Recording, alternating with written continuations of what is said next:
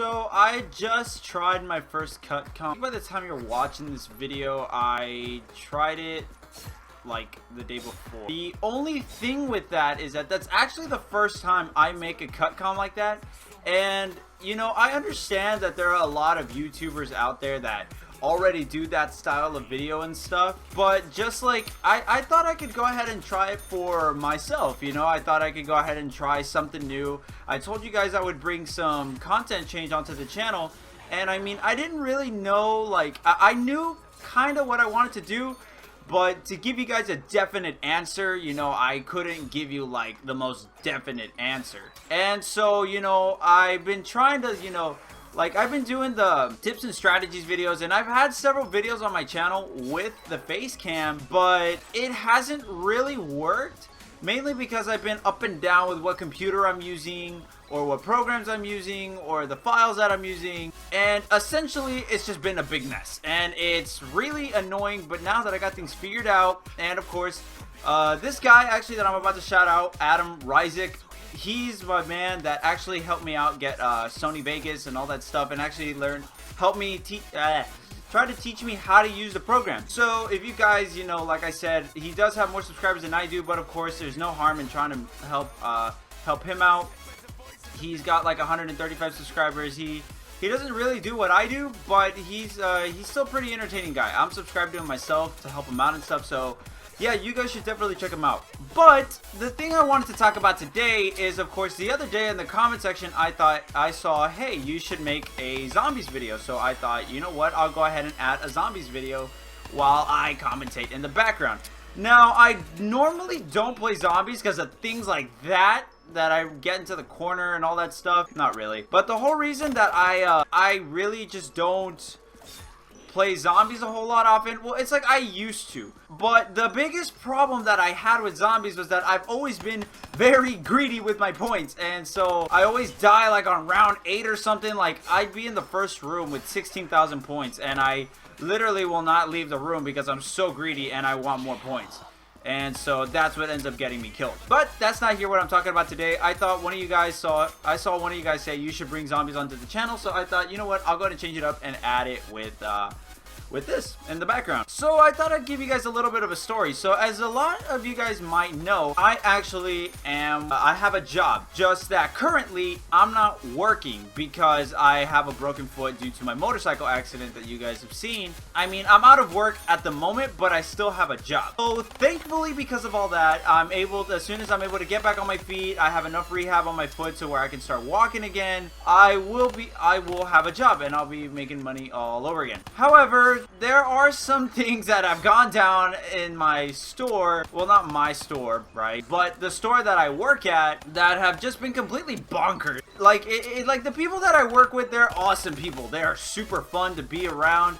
They're hardworking, dedicated people, and it's like I love the environment there. I really truly do. And I'm not just saying that because, like, you know, my boss is like subscribed to me, which 100% she is not. But the whole reason that I bring this up is because I actually have a story to tell you guys about what actually happened one time at this place, and it was just completely crazy. What happened was that we have like this tiller, and in case you guys don't know what a tiller is, it's kind of like a machine that you use out in the fields and stuff. I don't know, like I don't work at the fields, but anyway, we had this item out there, and keep in mind that everything in a pawn shop is used essentially. So this tiller, we were selling it for about $500. They sold it for about, I don't know, want to say $1,200 brand new, something like that. Don't quote me on it. I don't really know. I'm gonna die. And so, like, I saw this thing, and it's filled up with gasoline and with yard stuff and, like, you know, bikes and all that good stuff.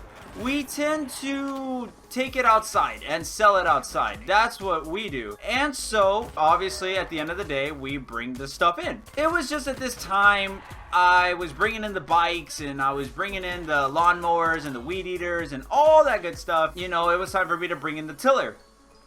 So I'm pushing the tiller, you know, I'm just like pushing it regularly. And there was an exercise machine in front of where I was going to put it. The only thing is that there was not going to be enough room for the customers to walk around and stuff, so I thought it wouldn't hurt to slowly press the tiller up against the exercise equipment and move it.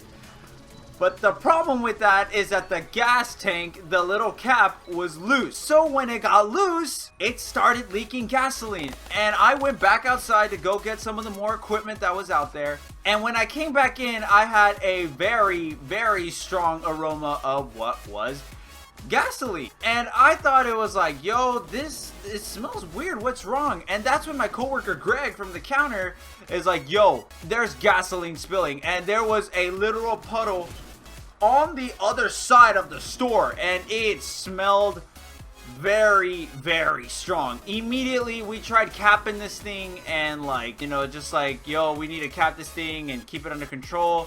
And that's when, like, I started laughing hysterically, and so did Greg.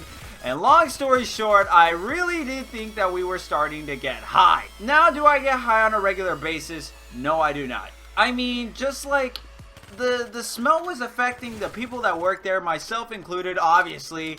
And it started to affect the customers there, and they were laughing and doing all this stuff, and you know, the gasoline smelled terrible, and I thought, we have to clean it. So Greg and I didn't know any better. I didn't want to mop it because water was just going to spread it, so we just got napkins and started soaking it back up. Now, is that the smartest thing to do? Probably not. But like I said, we didn't know better. It's not like I dropped gasoline everywhere on the daily, so that experience didn't really help. It was until a customer that came in, like, that comes in very often. He used to work at the oil rig, and he saw how sweaty I was and how much I was laughing and all this stuff, and obviously how bad the smell was. And he was gonna bring some like some absorbent that absorbs gasoline and oil and all that stuff. So he brought it in, and we pretty much just poured it all over the ground, or the floor, excuse me. And after we poured it there, you know, it just started soaking it up, and the smell was going away ever so slowly, but it was going away, and the spill was going away, and I had to clean all that up. And that by far was like a really stupid experience. Like, not only could that have been prevented without me pushing the thing, but it also could have been prevented if the damn thing didn't have gasoline to begin with,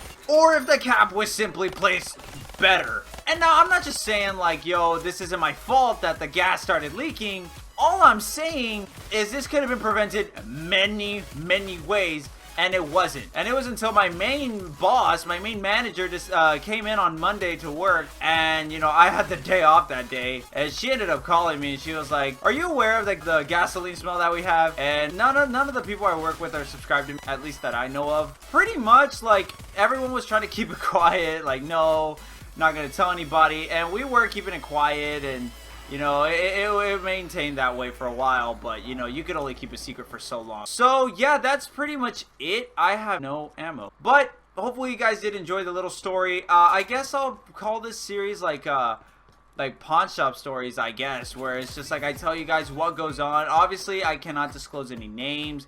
I can't tell you guys like the name of the company, or I can't tell you any of you guys that stuff. I could definitely tell you what it is that goes on, what it is that we do, and it's pretty fun. A lot of the times it is very fun. So I mean, hopefully you guys do enjoy this sort of content. And, you know, hopefully you guys do enjoy, like, this cut comp style that I'm doing. Like I said, I've never tried cut comps before, and I know that this is not, like, the newest thing to YouTube, but I definitely do like making these. I like editing these. It's actually really fun. And also, I'm thinking that, like, obviously the more time that I take with these, the better quality videos I can make. So I've been trying to upload every single day now, but it'll probably be like where I upload every other day, or I'll upload maybe like, I don't know, 5 times a week. So 2 days you won't get an upload from me, but yeah, that's pretty much it. Thank you guys so much for watching. Hopefully you guys did enjoy the video. If you did, make sure to leave a like, rating, subscribe if you haven't already, and yeah, I'll be seeing you guys later. Take it easy.